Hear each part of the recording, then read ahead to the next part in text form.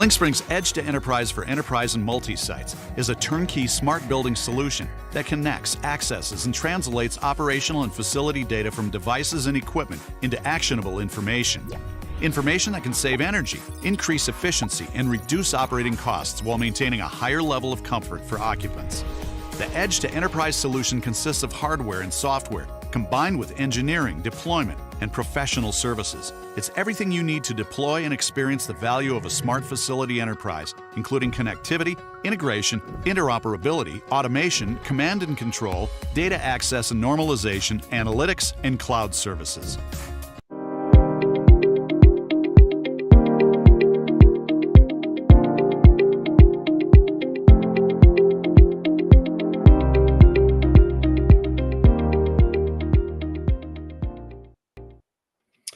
Hello, everybody, and welcome to this week's episode of Realcomm Live. We've got a great show for you today. My one word, two word phrase, whatever, is incredibly important.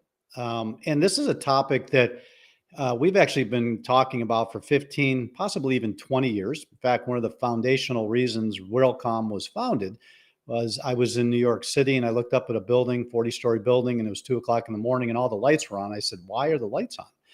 And, you know, as we got more into the conversation over the years, we understood that buildings, anywhere from 40 to 45% of energy used is for buildings.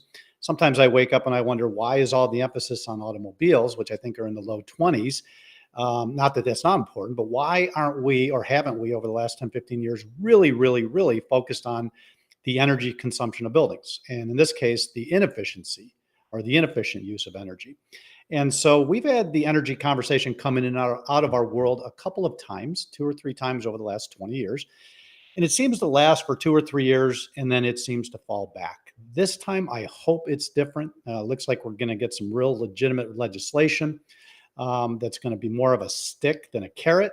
It'll be a combination of motives for the building owners and operators to do on their own, cost savings, but also regulation, I think, is going to hurry things up a little bit. So we're going to have a big conversation today. It's going to be talking about a very big, broad concept of managing energy within a building or building portfolio or a campus, all the different things it takes to do that. Some people could call it a microgrid conversation. We're going to get into that a little bit. But I've got two really smart guys who are going to breach this topic again. And we're going to get into the weeds pretty quick. So Marc Petock, Chief Marketing and Communication Officer for Lynxspring, longtime supporter of our community, and Galyn Black, Chief Solutions Officer from EnXchange. Why don't we bring them on and let's get this conversation started. Hey guys, how are you? Good morning, Hello, good afternoon. Mark. Hey, Jim. Good. Hey, Galyn. Good to see you. So before we get started, as always, I want you to give everybody a little context of you and your career so they know why you're going to sit here and talk about this topic. Mark, you've been part of this community for 20 years, not a more staunch supporter of efficiency and highly automated functions within a building. Why don't you give us a little bit of your background? Well, as you said, I've been doing this for a long time now, 22, 23 plus years now. And like you, I think we've been in the weeds together. We've gotten bloody, black eyes, and so forth and so on. And we've seen stuff come, we've seen stuff go, we've seen stuff come back.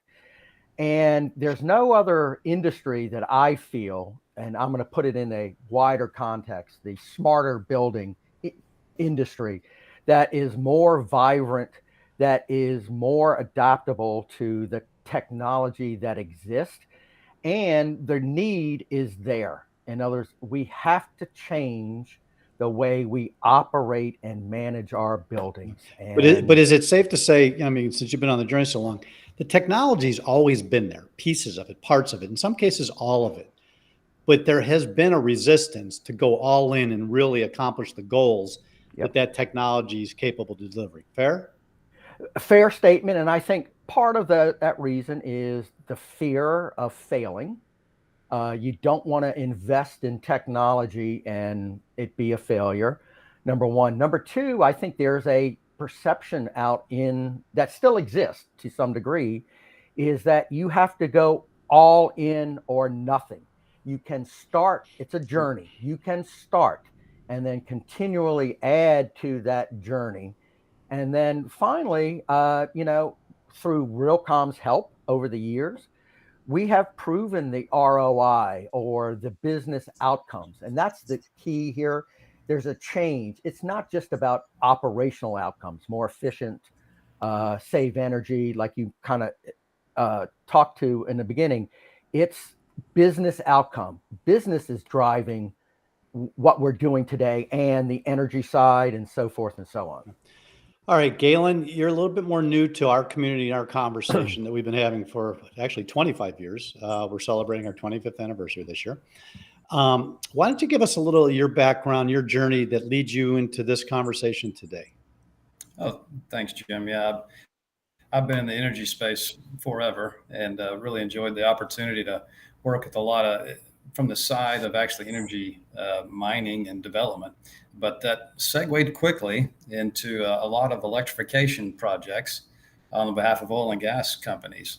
And of course, they were very much wanting to be on the cutting edge of giving that realization to their own company and to the world that they were trying to be renewable, sustainable. I got introduced to a lot of these opportunities through demand side management at the building level and also at the grid level. And that's where I got connected in with our current company. And my work there segued very well because our CEO at EnXchange has been in that space for 16 years as a CEO and did a lot of this work, not only on the utility side, but beyond the meter on the building side as well and orchestrating it too. So you've been involved in some big projects. I unfortunately have spent over $2 billion in other people's money. That's a good number. Hopefully the results were there.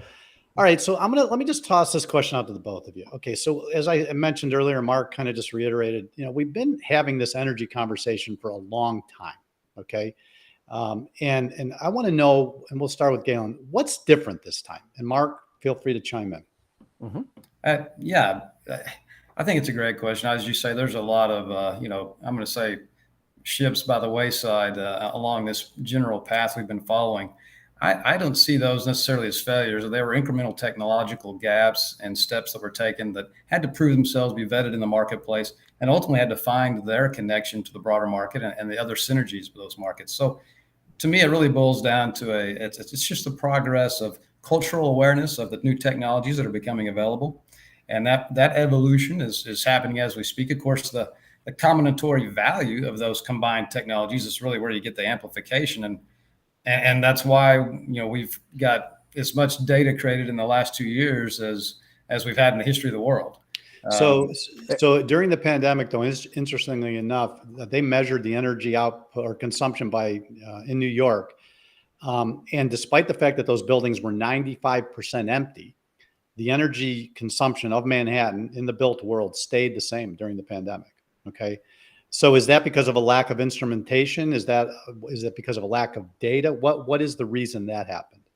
It boils down to insights. And that's really where our realization came, is that there is so much data out there. It's just not being procured, penetrated, and exposed in a convenient and relational way. And the reason is very good. I mean, there hasn't always been the technologies with the capability to treat that kind of diverse and scalable data. Well, and when we were chatting, I'm sorry, Mark, did you have something?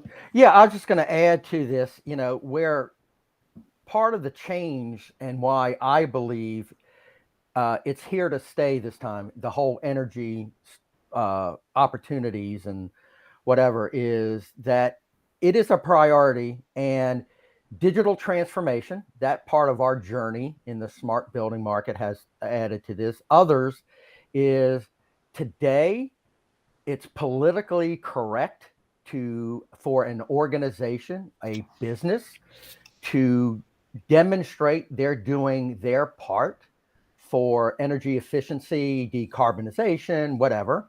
The whole ESG that's part of a new conversation we didn't have 5 years ago, Jim, if you'll remember. Yeah. Galyn mentioned this, is data.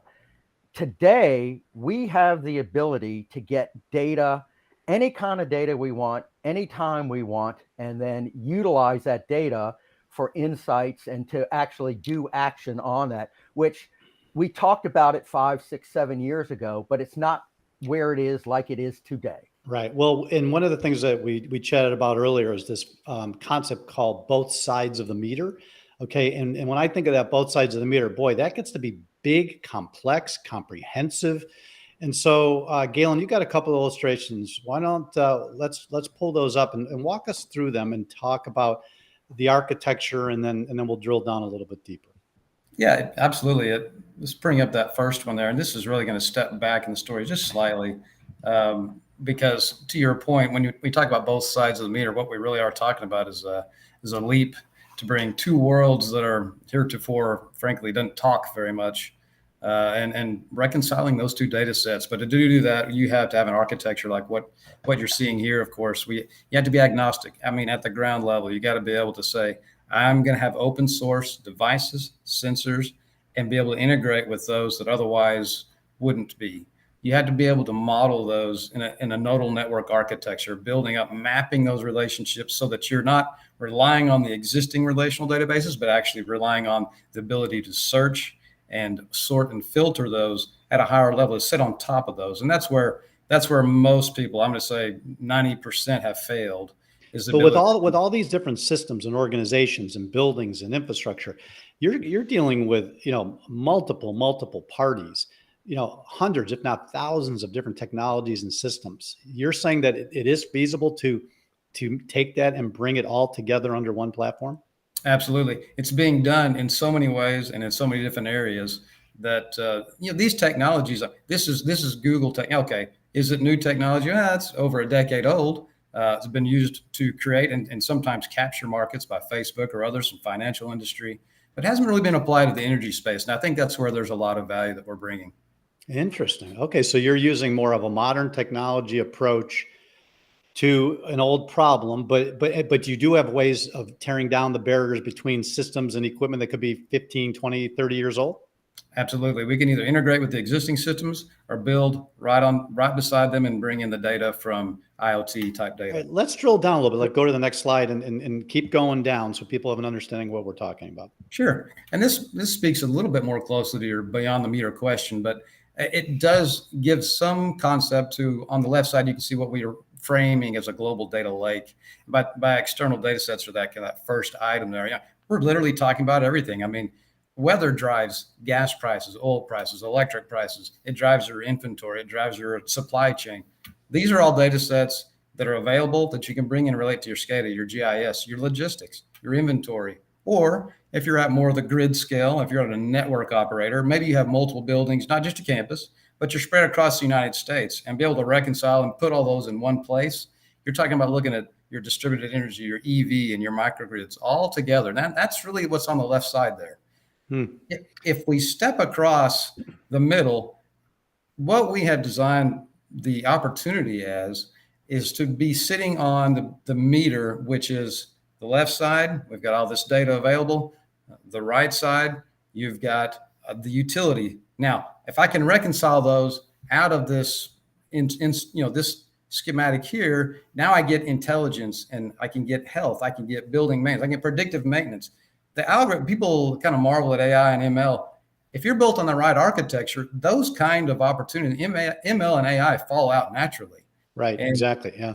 Yep. Yeah. So the opportunities are there for the prescriptive maintenance, the system reliability, machine learning, transactive energy, of course, is huge in our space. And I can speak to that more later. And then while we're at it, why don't we bring up the dashboard? We've seen a million of these, but this is where everybody gets to play and see, and where all of this incredible data integration comes together. Yeah, thank you for bringing this up. I think at a high level here, what this is intended to capture, and really the imagination that we have in our company and that we're really proud of, is the ability to dial down both from the macro or build up from the micro. And you see that in our hierarchical domain knowledge represented here. But you can dial up or down all the way down to not just an HVAC, but the various sensors or the data IO coming off that. I can relate that all the way back through the building, through the meter, to the transformer, to the generation plant. I can bring that into one system and see that in a single visualization. That's really what you're capturing here, which of course gives me automated carbon carbon metrics and receipts for carbon savings. So is this data acquisition and subsequently analysis? Is there any control component to this? I mean, can I have machines talking to each other and, install or implementing commands? Well, control is a result of insights. So Right. if I can create those insights, the control follows naturally. But does it require human intervention, or could the system actually do, for example, fire alarm goes off, all locks open? Absolutely, as defined by the user. So that's the level of autonomy that a particular industry or user would prefer. So can you give me some examples of where this has been implemented? I mean, this is big, right? I mean, what kind of customers, clients, prospects, what kind of building projects would really be ready, willing, and able to do something of this scope? Well, when you talk about big, the biggest level is at your utility level. And so that's where we've started implementing it, because the greater the scale, the more complexity, that's where we shine. That's where these types of architecture shine. So that's where we started, and exposing and virtualizing people's networks. And that could be electrical networks, it could be oil and gas, it could be really anything. But at the building level, those kind of opportunities are going to revolve around the specific type of load. When we don't care if it's a CAT scan machine or a large pump or an HVAC or it's just your lighting. Those to us are all load. Once we understand the profile and the usage and the patterns of the load and how to relate that to the local markets and the broader building, the larger balancing authority markets, that's where it starts to make magic. Now, Mark, you've seen this, you've heard this conversation a lot. I mean, tell us why, with your experience and your exposure to hundreds and thousands of different systems and technologies, why is this one different to you? Well, I think one is the ability to be able to get so much more data by electric or energy producing items within the building. Galyn mentioned, like, for example, in a hospital, a MRI machine or something to that effect. That's number one. Number two is that everything in the old days, in my opinion, dashboards were folks who would be part of their solution. Here's our dashboard, and it has to be set up like this. Right. There is no deviating. Today, it's all about deviation, customizable, and dashboards are much different today when you're talking multi-site versus single buildings. Right. So again, it's just we've come a long, long way. So Galyn, just so I understand, let's use that MRI example, in a hospital. Are you gathering intelligence on that device by virtue of measuring the electrical usage from that plug, or is there an RJ45 or a wireless connection dialed into the back end of that piece of equipment that's sharing the data with you? So you're going to be looking at multiple, and in fact, it could be any of the above. The key is being able to integrate with either of those systems, and being able to take relational data that says this equipment is about to function. We know what the typical profile is. How do I modulate that piece of equipment, that discrete set of vendor-specific database items and IOs? How do I relate that to my battery that's outside? How do I relate it to my HVAC? These are very discrete, non-communicable, typically speaking, systems that can now be integrated. And what about if something's 20 years old? You just have an old building with a bunch of old technology. Does there come a point where you can't integrate and they have to upgrade that particular system, or is there always a way? 20 years wouldn't be far enough back. I'll say that. Okay. How far back do you go before it gets too difficult? You know what? We have some fantastic. This is kind of a new. I'm more of a classical engineer when it comes to buildings and that kind of thing. But and then of course you have the computer science engineers. There's really a new class of what we call IoT architects or engineers that have become specialists in the ability to talk to these various systems in every protocol and every type of language. And that's really their niche, is bringing that local PLC ability to contact and reach out and bring that back to our aggregation. Boy, every time you say something, I got another 5 questions. All right, let's take a brief break. We're going to hear from one of our great sponsors. And when we come back, I'm going to start digging into how is this relevant for building owners, 1 million square feet, 10 million square feet, maybe not the size and scope of projects that they've worked on, and what are the points that make this a really good idea. We'll be right back.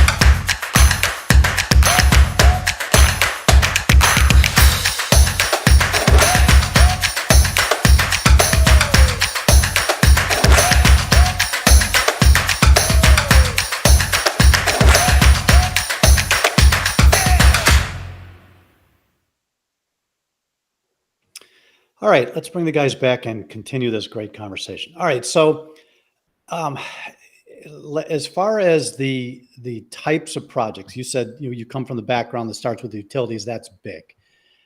What size of project? Either a campus, a corporate headquarters campus, or a portfolio of buildings. What size of building slash portfolio does what size is the right one where you start to consider something this complex and sophisticated? Well, as I mentioned, the more complex, the better. However, we found there's actually a lot of valuable insights that folks have just because of the common store has so much access to data, as Mark pointed out earlier. The orchestration of it can be pretty powerful for anybody. But certainly, when you get to certain levels, if you're in an ISO or a larger balancing authority type entity, those get to be, there's certain thresholds there that do make sense for that part of the business opportunity. But the data is at A million square foot building in downtown Manhattan. Does that work? certainly works well. Yeah, no, you don't have to get that big. Not nearly that big. Maybe. Oh, really? Maybe a tenth of that size or less. Yeah. So 100,000 square foot building. Or less. Yeah, I would say less. Yeah. Okay. Wow. Okay. So yeah, I mean, because I want to make sure the audience understands that this is not just for massive projects, that there's some practical use, in a mid-size or even small building. That's great. So we talked a little bit earlier about grid interactive efficient buildings. Can you define what grid interactive means? Absolutely. And this is referring kind of back to that front of the meter, beyond the meter question you had earlier, the ability to harmonize some of these data sets. But historically, that has revolved around people's ability to reduce their demand usage from the utility. That has grown, and because when people realize, like ERCOT's or New York ISO or California ISO, when people realize they could have that real-time interaction at their own level and kind of skip over all other business propositions, that access to that real-time data drove a lot of needs for managing the data. And that began to proliferate into what we call the grid interactive buildings. But it's certainly at a bigger level than most people are. So you're talking about, very specific niche of skill sets, of new lingo, new regulatory framework. So this is not something you just go do because I have the right data. We've been talking about, the demand response conversation for probably feels like about 10 years now, right? And we've had some case studies where, the call comes in and they can actually go right to a floor and a light fixture, right? I mean, which I don't know how practical that is to scale at this point in time. Mark, I mean, we've seen a lot of big projects, specifically campuses in Silicon Valley. I mean, what have you seen, of those that really have taken the microgrid concept to the next level? Do we have any big success stories out there? Yeah, I think there's a few, and I know a couple. Unfortunately, I'm not allowed to say their names, but that I look at this whole concept as, is this that next extension of the true smart building? Right. In other words, again, we've integrated all this stuff. We made all the stuff interoperable. We get all the data, all the stuff we've been saying for 25 years.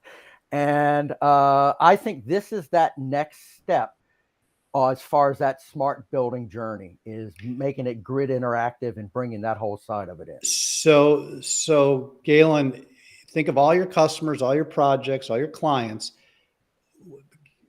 The clouds come over the city, changes the ambient temperature outside. And if you stood in the lobby, you could see the needle on the thermostat change. Is that realistic?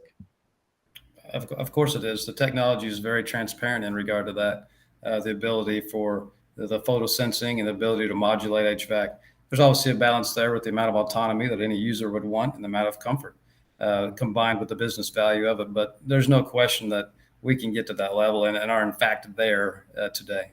Okay, so we are there. I get it. But out of 100 buildings that you come across in your daily life, right? From a retail mall to an office building to a stadium. I mean, the types of properties we all see. Out of 100, how many have implemented to that level? Oh my goodness, that's I would say a tiny fraction. One, two. Yeah, something like that. Yeah. So we're early in the journey. Yeah, there's a lot of value still sitting out there.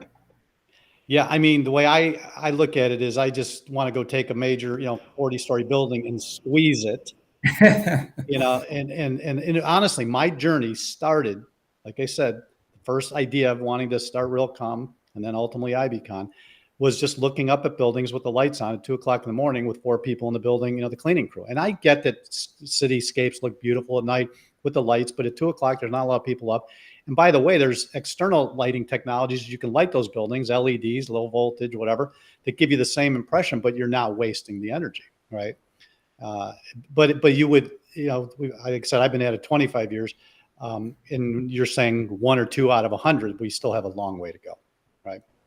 That's right. All right. Before we run out of time, I want to get one other term thrown out there, and that's called electrification. Okay, of a building. Can you decide or define what you mean by that? Yeah, and for us, of course, there's many aspects in which electrification has overtaken a lot of us. But the single biggest impact we've run into in the last year or two, really, is the implementation of EV charging at the building level. And there's been a lot of need and drive and request for that. And of course, the infrastructure behind that is one of those natural things that causes you to look beyond the meter, back in front of the meter as well as behind, and how to integrate those opportunities in the best place at the best value. But that's where we've seen the biggest impacts is again, handling a very diverse data set, the EV charging, and orchestrating that with your building load, with your distributed energy, and with the utility. So in your analysis, if there's 100 parking spots in a building today, 5 years from now, what % of those 100 parking spaces will have to be electrified? Oh my goodness. That depends on what part of the country you're in, I think, Jim. Right. Can you give me a range? I mean, Oh gosh, no, I would say, from what I've seen is anywhere from 10% right. To 40%. Yeah, actually my number was kind of 30, and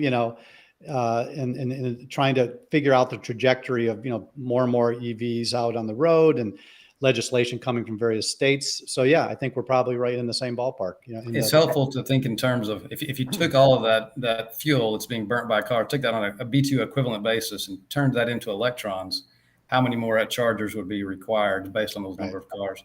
It's a substantial change to the grid.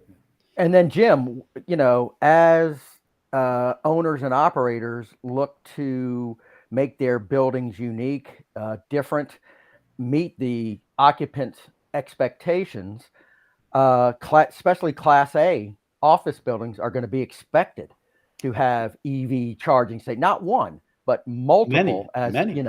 Yeah. So, we got to take that into account. Well, and then we get into the whole conversation of autonomous vehicles, dropping people off and then going to their next location. It is going to change. And actually, there was a project about 4 or 5 years ago in San Diego where they actually gave them a pass on parking, and they spent an enormous amount of time on EV charging and autonomous vehicle drop-off. So they reconfigured the front and the sides of the buildings. And I haven't followed up on that project, but I'd be curious to see, how much, if they ever really implemented that concept or if they ended up throwing in a few parking spaces. Guys, unfortunately, we're out of time. We always go over because these conversations are so great. I want to thank both of you. Obviously, this is going to be a conversation we're going to be going much deeper at the conference. We've got all sorts of sessions around energy efficiency and smart buildings and low voltage. So we're looking forward to seeing everybody in a little bit less than 6 weeks in Las Vegas, celebrating our 25th. So guys, thank you so much. We really appreciate it. And have a great day and a great weekend. Thank you. Back at you. All right. Be well. All right, let's get to one of my favorite parts of Realcomm Live, and that's the news. And I think we got somebody sitting in for Howard this week who's been traveling. There she is. Hey, Nance, how are you? Hey, I'm doing well, thanks. How are you today? You look way too happy and healthy for being in 5 weeks from the conference, I got to say.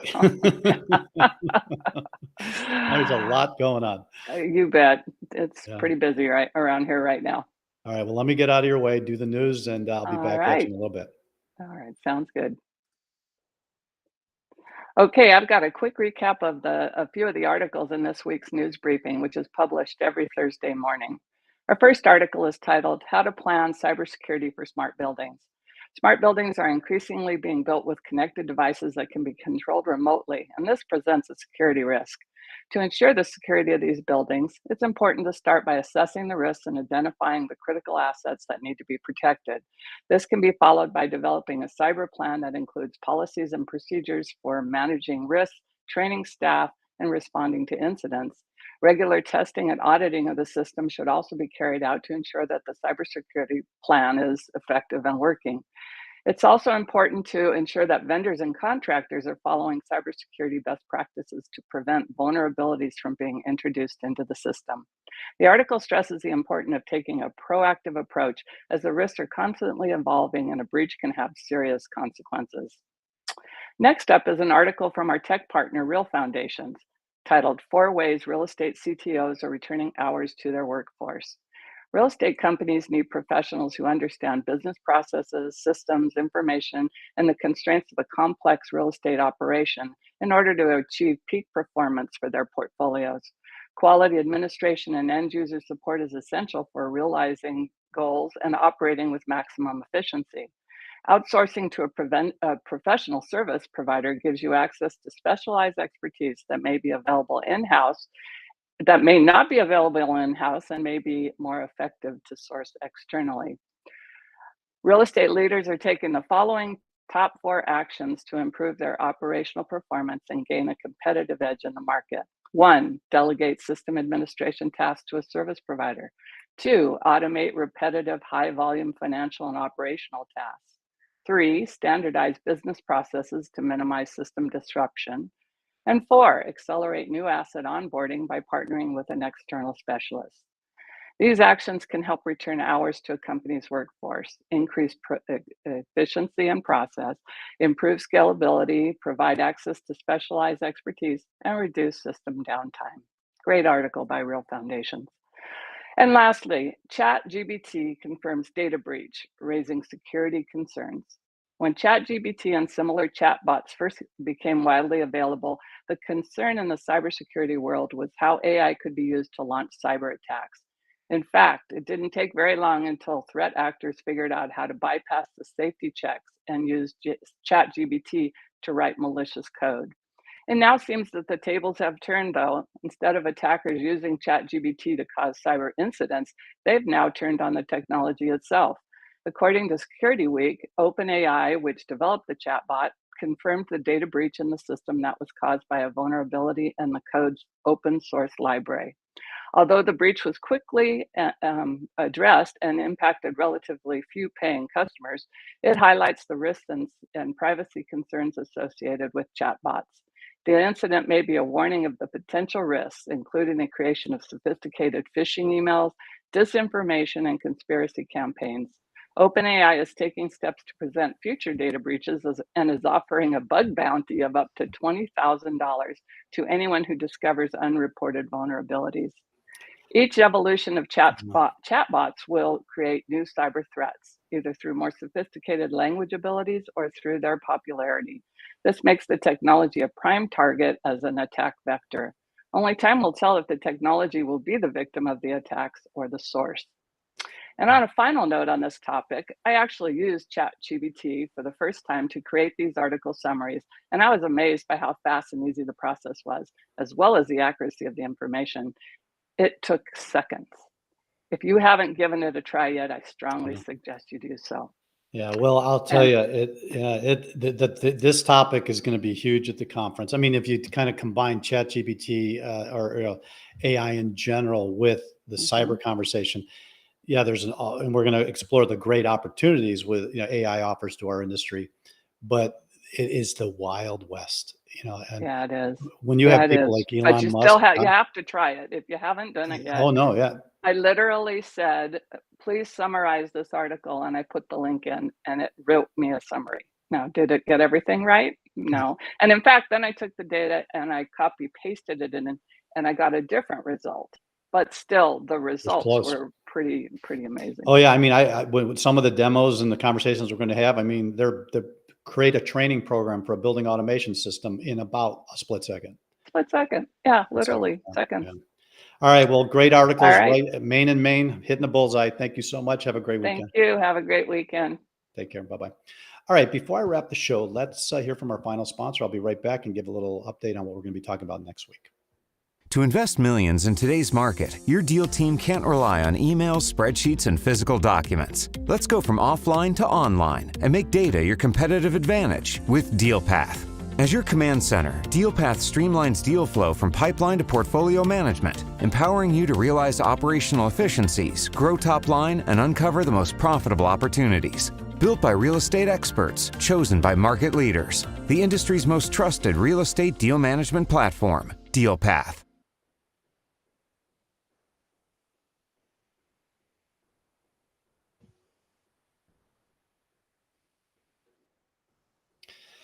All right. Next week, you hear about these crazy technologies. I mean, the general technologies that have been under development for the last 5, 10 years are really starting to hit our industry. And it seems like during the pandemic, the tech development didn't stop while we were all trying to figure out how to get back into buildings. So it's on us, and it's on us fast. And the problem is we don't have enough skilled people inside the built environment to deal with this technology. So over the last couple of weeks, you've heard us talked about great organizations, Stacks and Jewels, who's taking individuals who never would have thought about a career in building automation or smart buildings and getting them some great skills. Well, next week, we're focusing again on the people side of the business, because there is no more important issue than, do we have enough people to deploy to make these buildings smarts and then to continue to operate them as smart buildings. So next week, we've got the topic is going to be training our smart building workforce. Bill Zito, CEO of Smart Buildings Academy, and Julian Palacios, Director of Sales and Business Development for Smart Buildings. They've developed an online program that is really allowing people to fast track into this industry and become the kind of assets and resources we need to keep our buildings smart, energy efficient, next generation experiences, and really move these buildings into the 21st century. Great bunch of guys, great organization. And I think you're going to be excited to hear what they're doing. So with that, I'd like to say thank you to our guests today, Galyn and Marc. Thank you to our sponsors. And again, thank you to the Realcomm team who puts this together each week. Thank you to all, and have a great weekend, and be well.